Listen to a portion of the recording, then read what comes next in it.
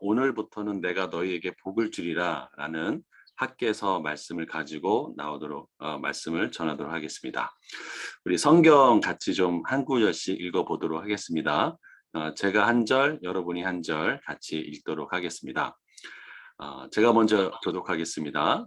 다리오 왕 제2년 9째 달 24일에 여호와의 말씀이 선지자 학개에게 임하니라. 이르시되 만군의 여호와가 말하노라. 너는 제사장에게 율법에 대하여 물어 이르기를 사람이 옷자락에 거룩한 고기를 쌌는데 그 옷자락이 만일 떡에나 국에나 포도주에나 기름에나 다른 음식물에 닿았으면 그것이 성물이 되겠느냐 하라.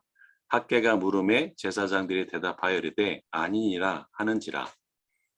학개가 이르되 시체를 만져서 구경하여 진 자가 만일 그것들 가운데 하나를 만지면 그것이 부수겠느냐. 제사장들이 대답하여 이르되 부정하리라 하더라.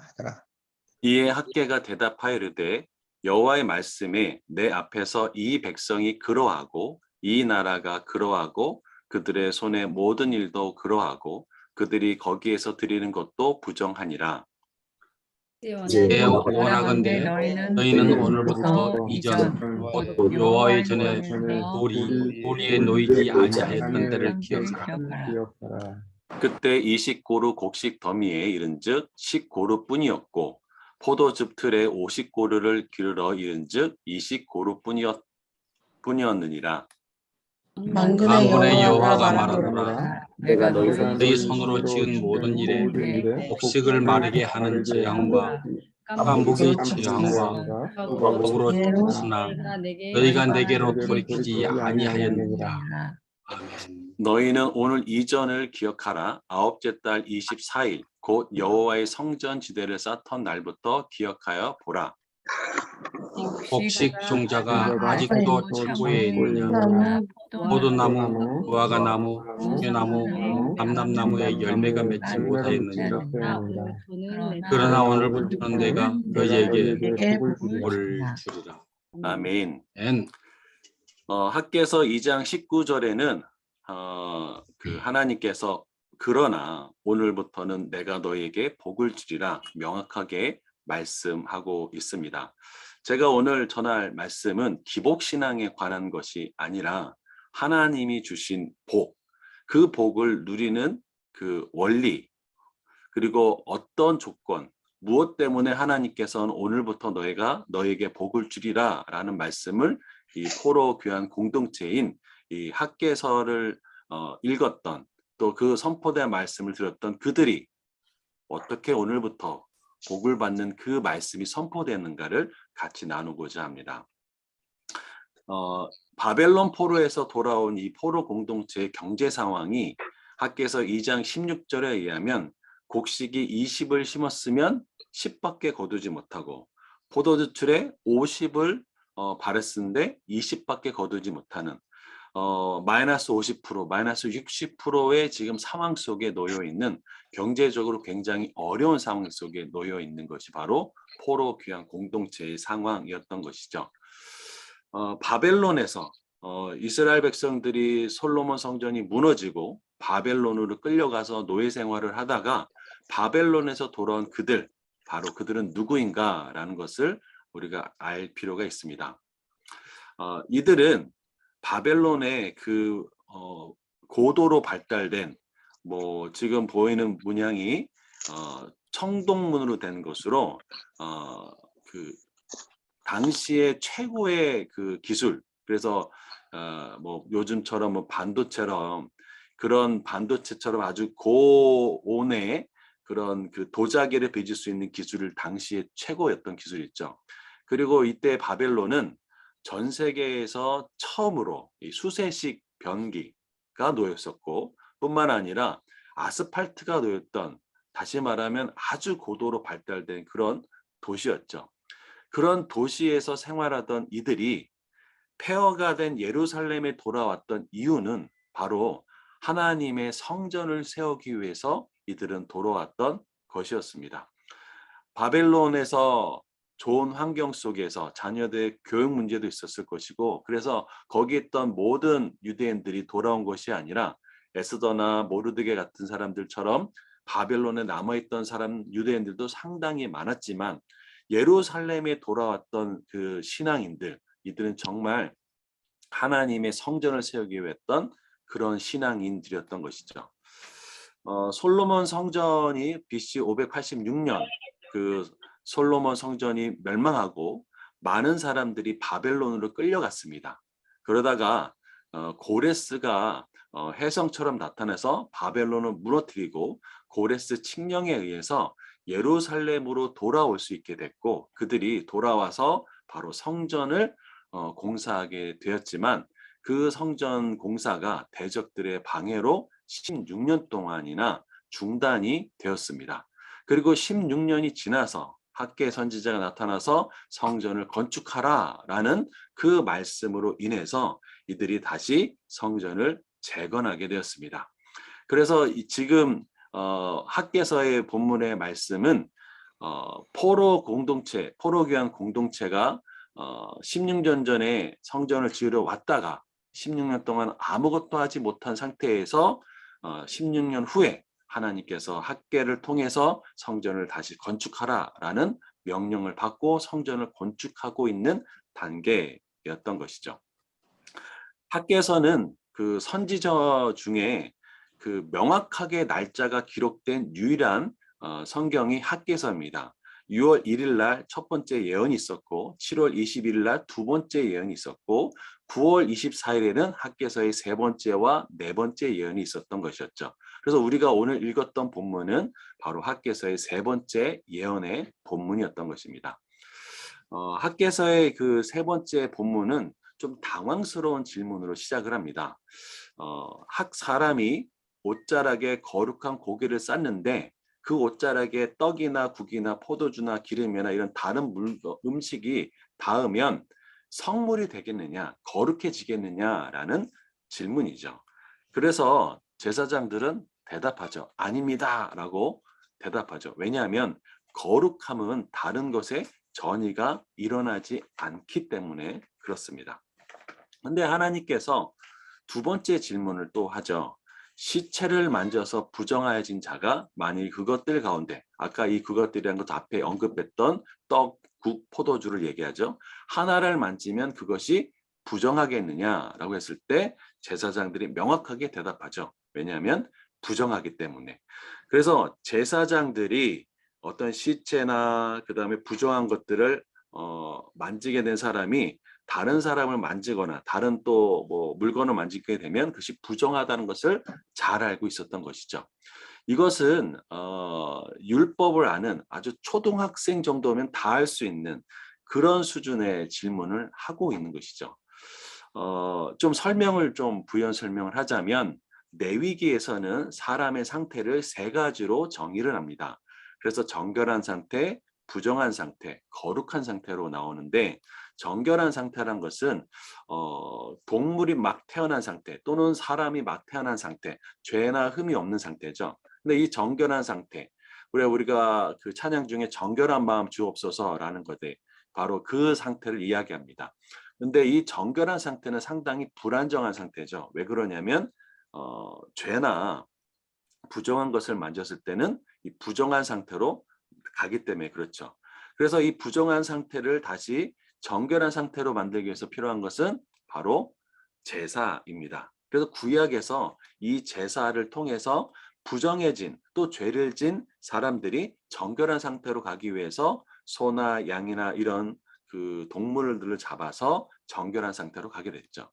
그런데 부정한 사람이 거룩한 상태로 갈 수 있을까요? 예, 갈 수가 없습니다. 왜 그러냐면 부정한 사람이 거룩한 하나님과는 양립할 수 없기 때문에 부정한 상태로 하나님께 나아갔다가는 바로 죽음을 당하게 되죠. 그래서 반드시 제사를 통해서 정결한 상태가 되어야 합니다. 그런데 이 정결한 상태에서 그럼 거룩한 상태로 어떻게 갈 수 있을까요? 그것은 단 하나, 바로 하나님의 임재 때문에 그렇습니다. 그래서 거룩한 거룩한 덩어리를 싼 그 고기가 전염이 되지 전이가 되지 않는 이유는 하나님의 임재가 없기 때문에 그렇죠. 그러나 부정은 다른 사람에게 충분히 전이가 되는 것이죠. 그런데 학개서 이 2장 14절의 말씀은 이들 포로 공동체에게 굉장히 충격적인 얘기를 합니다. 뭐라고 얘기냐면 여호와의 말씀에 내 앞에서 이 백성이 그러하고 이 나라가 그러하고 그들의 손의 모든 일도 그러하고 그들이 거기서 드리는 것도 다 뭐하라고 얘기하냐면 부정하다라고 이야기하는 것이죠. 지금 이들이 뭐 하고 있냐면 16년이 지나서 다시 성전을 짓고 있는 상황이죠. 하나님의 일을 하고 있는 상황인데 지금 하나님께서 뭐라고 얘기하냐면 다 부정하다라고 하는 것이죠. 이 말씀은 성전 건축을 하고 있는 포로 귀한 공동체가 무엇을 지키지 않냐면 율법을 지키지 않고 있음을 말하고 있습니다. 그래서 제사장들에게 아주 기초적인 그 질문, 거룩한 것은 전이가 되지 않고 부정한 것은 전이가 된다는 아주 쉬운 질문을 통해서 이 백성들로 하여금 율법을 지키도록 너희 제사장들은 깨우쳐라 라고 얘기하는 거죠. 왜 그럼 이들은 이런 부정한 상태가 되었을까요? 아마도 이럴 수 있겠죠. 성전을 건축하면서 산에서 나무를 베다가 시체를 만질 수도 있고 또 어떤 부정한 것을 다할 수도 있을 때 이들은 즉시 성전에 가서 또 제사장에 보여서 부정한 것을 해결해야 됐죠. 그런데 어떻게 할까요? 바쁘다 보니까 안 할 수도 있었겠죠. 근데 여기 아주 중요한 말씀이 있습니다. 성전을 건축하면 안식일 지켰어야 됐을까요? 안 지켜야 됐을까요? 성전을 건축하면서 율법을 지켜야 됐을까요? 안 지켜야 됐을까요? 지켜요. 그래야 되겠죠. 근데 아주 중요한 말씀이 역대상 29장 19절에 나와 있습니다. 같이 한번 좀 읽어보겠습니다. 시작. 또 또 내 내 아들 아들 솔로몬에게 정성된 정성된 마음을 주사 주의 계명과 권면과 율례를 지켜 이 모든 일을 하게 하시고 내가 위하여 존귀한 것으로 성전을 건축해 하옵소서 했더라. 다윗은 솔로몬에게 솔로몬 성전을 지을 때 하나님의 계명, 권면, 율례, 다시 말하면 하나님의 말씀을 지켜 이 모든 일을 행하라라는 거죠. 그러니까 성전을 지을 때 안식일도 지켰고 하나님은 말씀하셨던 그 모든 율법을 지켜서 행하면서 뭘 하라고 얘기했냐면 성전을 건축하라라고 말씀하셨던 것이죠. 그런데 이 말씀은 이 원리는 가나안을 정복하는 이스라엘 백성에게서도 똑같이 적용됩니다. 신명기 7장 1절에서 11절에 보면 너희가 그 땅에 들어갔을 때 너희는 하나님의 성민이라 법규와 규례와 법도를 지켜 행하라 라고 이야기를 하고 있고 또 신명기 그 11장 22절 23절에 보면은 이 모든 명령을 잘 지켜 너희 하나님 여호와를 사랑하고 그의 모든 도를 행하여 라고 분명하게 이야기하고 있다는 거죠.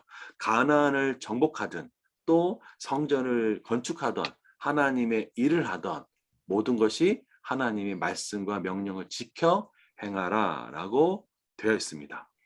여기에 아주 중요한 신앙의 원리가 있는데 바로 이것입니다. 우리의 삶과 신앙, 우리가 하는 사역과 삶은 분리가 되지 않는다라는 것이죠. 우리가 가나안 정복하는 것도 또 주의 일을 하는 것도 성전을 건축하는 것도 말씀을 준행하는 삶과 분리되지 않는다라는 것이죠. 이들 성전을 건축하는 하나님의 백성들도 거기에 합당한 하나님의 백성이 합당한 그 삶의 원칙, 말씀을 지키는 것들은 분리되지 않는다라고 명확하게 말씀해 주고 있다는 것이죠. 근데 하나님께서는 학개서 2장 19절에 그러나 너희가 지금 경제적 어려움이 있고 또 그 손실이 많이 나고 이런 상황 속에 있지만 그러나 오늘부터는 내가 너희에게 복을 주겠다라고 이야기를 하죠. 왜 오늘부터일까요? 16년 전에 고레스 칙령을 받아서 돌아왔을 때 그때 복을 주셔가지고 건축하면 됐지. 왜 오늘부터 16년이 지난 오늘부터 복을 주시겠다고 이야기하느냐라는 것이죠. 그 오늘이 어떤 날이냐? 바로 학개서에는 그 오늘이 이렇게 설명하고 있습니다. 2장 18절 너희는 오늘 이전을 기억하라. 아홉째 달 24일 곧 여호와의 성전 지대를 쌓던 날부터 기억하여 보라 라고 얘기합니다. 9월 24일은 바로 이스라엘 그 공동체가 16년이 지나서 다시 성전 지대의 기초를 쌓던 날이었던 것이죠. 그 기초를 쌓던 날 하나님은 다시 말씀하십니다. 너희가 곡식 창고에 또 포도나무나 무화과나 석류나 감람나무 열매가 있나 한번 봐라. 그것들이 다 열매를 맺지 못했으나 그러나 오늘부터는 내가 너희에게 복을 주겠다라고 명확하게 선포를 하는 것이죠. 그런데 학개서에는요. 그 짧은 구절에 성전의 기초를 놓은 날 오늘이라는 단어가 3번이나 반복되어 있고 9월 24일, 9월 24일이라는 단어가 3번이나 반복되어 있습니다. 다시 말하면 이 9월 24일 오늘이 총 6번이나 반복되고 있다는 거죠. 그만큼 강조되어 있는 날이 오늘이죠. 오늘 이전에는 이들의 삶은 20고루에서 10고루, 50에서 20밖에 거두지 못했고 깐부기 재앙이나 우박 같은 그런 재앙이 있었고 또 열매가 맺지 못하는 상황이었지만 오늘 9월 24일 성전의 기초를 놓는 날에 하나님께서는 너에게 복을 주겠다라고 이야기를 하는 거죠. 그러면 하나님께서 원하시는 것 그것이 무엇이었을까? 왜 오늘이라고? 너희 백성들이 지금 성전 건축을 하고 있지만 왜 오늘 너희가 복을 받을 수 있는가? 그 이유가 뭘까요? 9월 24일 날 오늘 하나님은 눈에 보이는 성전의 기초를 놓는 이스라엘 백성들에게 그리고 이날이 이른비가 내리는 이 시기에 이 백성이 율법을 지키는 거룩한 백성, 하나님의 말씀을 지키는 그 기초, 그것을 놓기를 바라셨다라는 것이죠. 이스라엘 백성이 성전이 없어서 멸망했을까요? 율법이 없어서 멸망했을까요? 탁월한 왕이 없어서 제사장이 선지자가 없어서 멸망했을까요? 아닙니다. 이들은 단 하나 하나님의 말씀을 지키지 않았기 때문에 그들은 멸망했던 것입니다. 여기 많은 분들이 3년 만에 거의 열린 CBMC 전국대회를 가셨죠. 정말 저는 은혜를 많이 받았습니다. 근데 제가 좀 시험에 들 일이 있었습니다. 첫째 날 저녁 집회를 마치고 참 많은 은혜를 받고 제가 그때 해운대에 있었으니까 해운대에서 해운대 바닷가를 보기 위해서 한 11시쯤에 나갔습니다. 그런데 놀라운 일을 경험했습니다. 그 해운대 바닷가에 어떤 무리가 이렇게 있는데 찬양을 하고 있는 거예요. 그래서 너무 감사했어요. 아, 하나님 이렇게 그런데 그 찬양하시는 분들이 누구냐면 바로 CBMC 전국대회 오셨던 분 중인데 그들이 모여서 찬양하고 있는 거예요. 그리고 거기 뭐 여러 사람이 왔다 갔다 하고 있죠. 그래서 제가 너무 감사했습니다. 아, 하나님 정말 감사합니다. 은혜를 주셔서. 그리고 이제 돌아오는 길에 다음날 아침에 해장국집을 간다고 하니까 맛있는 해장국집 위치가 어딘가 한번 보러 가는데 한 무리가 야외에서 좌석을 쫙 펼쳐놓고 막 술을 마시고 막 이러고 있더라고요. 그래서 아, 그런가 보다 했는데 충격적인 걸 봤습니다. CBMC 그 명찰을 내고 땡땡땡 지회가 술을 마시고 있는 거예요. 그래서 제가 너무 충격을 받아서 아, 내가 잘못 본 거였지 했더니 명확하게 명찰까지 달고 그것도 그 한두 명이 아니라 술판과 이런 것들을 벌이고 있는 모습을 제가 봤습니다. 제가 그때 충격 먹었어요. 이게 뭐지? 근데 그 다음 날 둘째 날 저녁에 집회를 다 마치고 우리 새서울 CBMC 지체들과 함께 기도했어요. 여러분 같이 기도하셨잖아요. 네.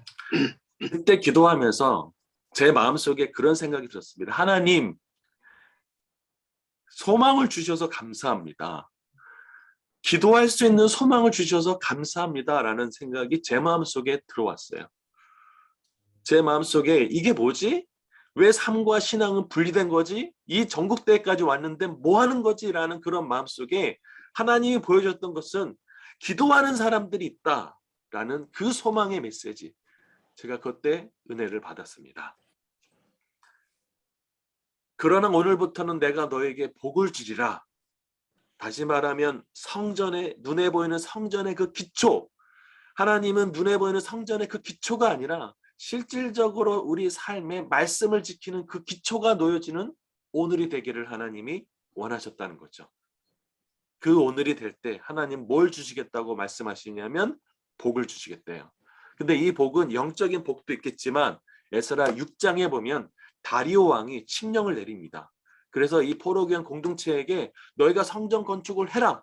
그리고 성전 건축에 필요한 모든 기자재들을 다 공급해 주겠다.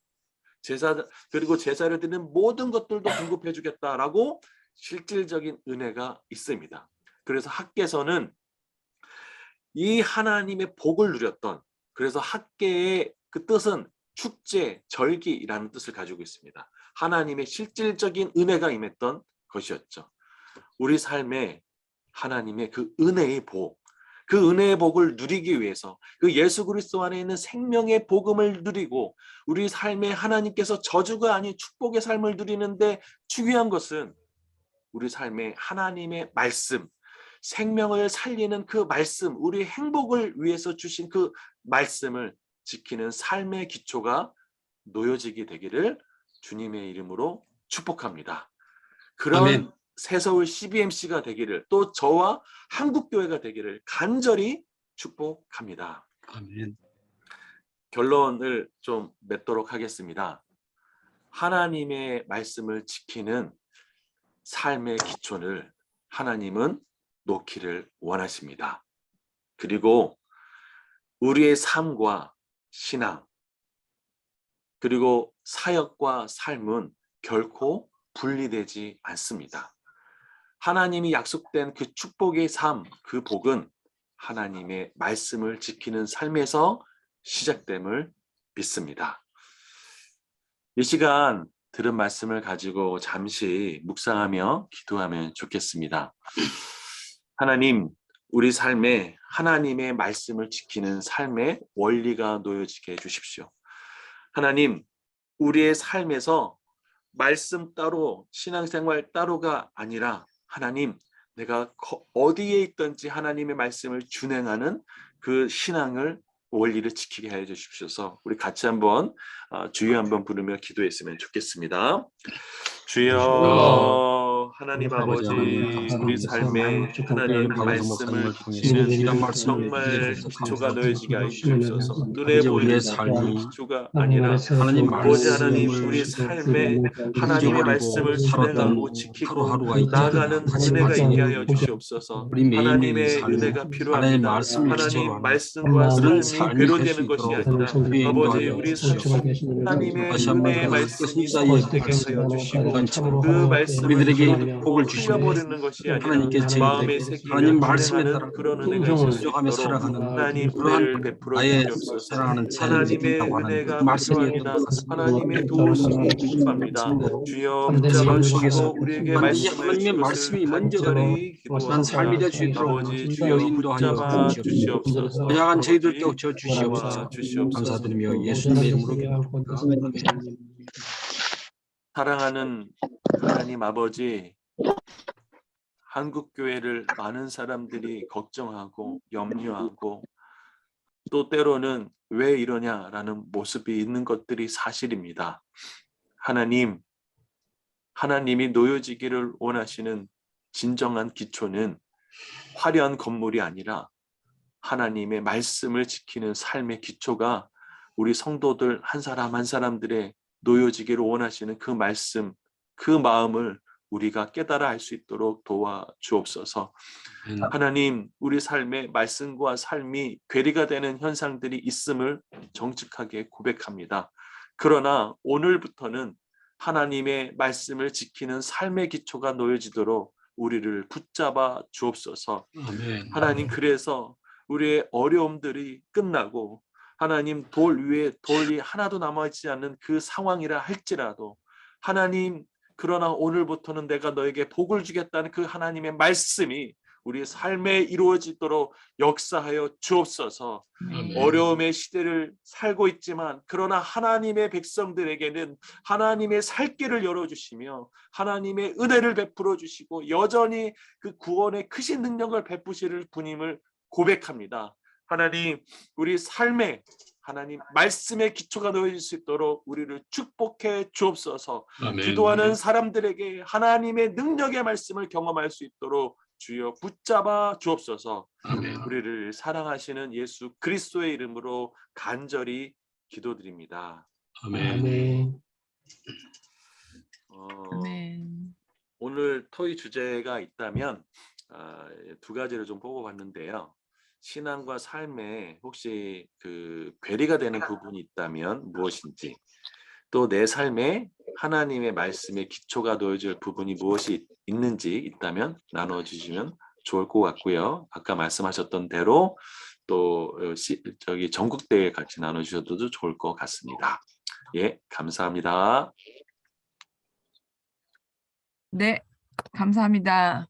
우리 삶의 말씀의 기초가 놓여지는 오늘이 되기를 축복합니다.